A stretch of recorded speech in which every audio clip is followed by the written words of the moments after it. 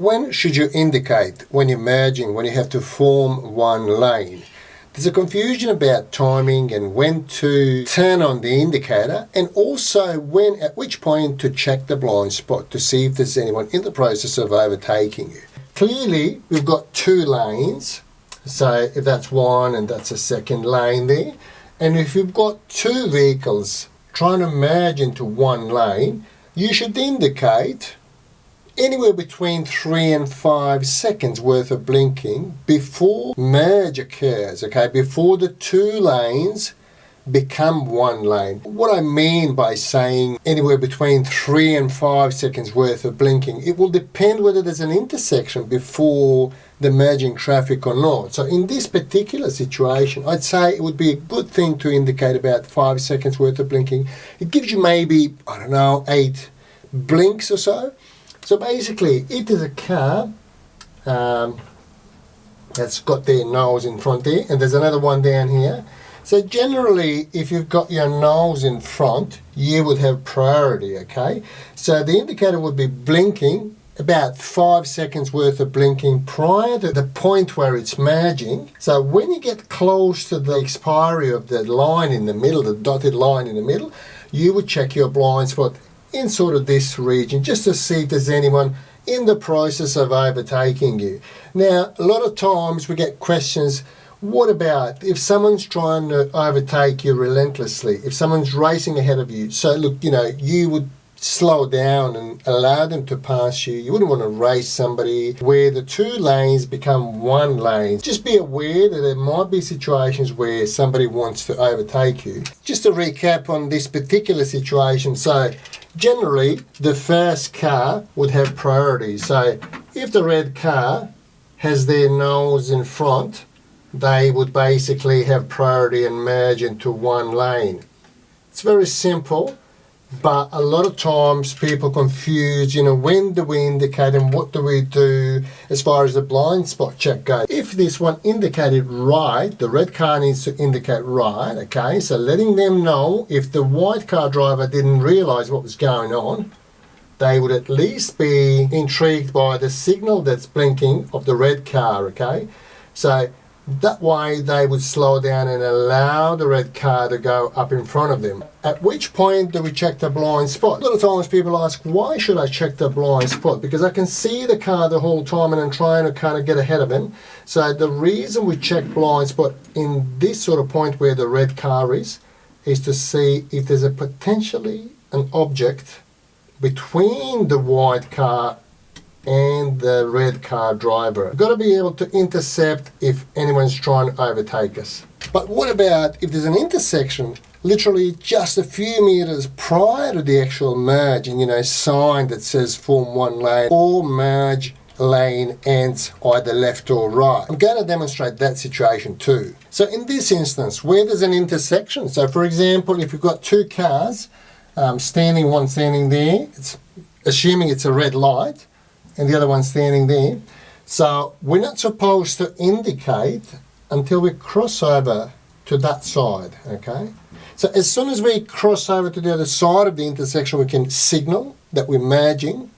And then again, just prior to the expiry of this line, we need to check the blind spot just to ensure that we're not missing somebody that's in the process of overtaking us as we merge.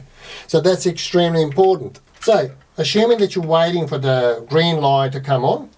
So as the lights go green, by the way, don't forget to check left and right to see if there's anyone trying to beat the red light. I see it almost every single week that people are trying to beat the red, and as a result going through the first ray of the red light on their side, potentially hitting you as you start to move. Once the green light goes on, assuming it's safe to go, the cars must indicate roughly around here once they've crossed to the other side of the intersection.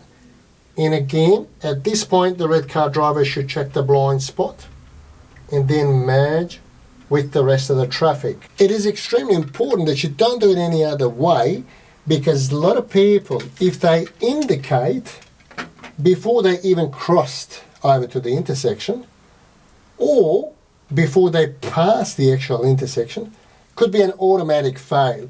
So don't even indicate here because you're going to be confusing people. So try to cross over, at least get your front wheels into the intersection and let other road users that you intend to merge with them. It's very simple, but a lot of people make this mistake. I'd say 90% of people that I speak to who have failed on merging, they did not understand this aspect, when to indicate and why, and at which point to check the blind spot to see if there's anyone that we didn't see that's outside of the frame of our mirrors that's in the process of overtaking us.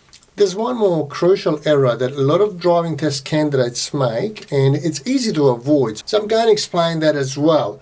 We shouldn't make a deviation like that because when you think about it, it's going to become one lane out of the two. So in other words, the road will narrow as you progress further. So there's no point making sharp deviation. Occasionally you might turn slightly depending on the angle of the road where the merge is. The problem with deviation is if there are multiple cars, if you start to turn, you're going to hit the car. Or even if it's there, if someone's trying to race ahead of you, the best way to avoid colliding is to slow down and let the one that's, got their nose in front to get ahead of you.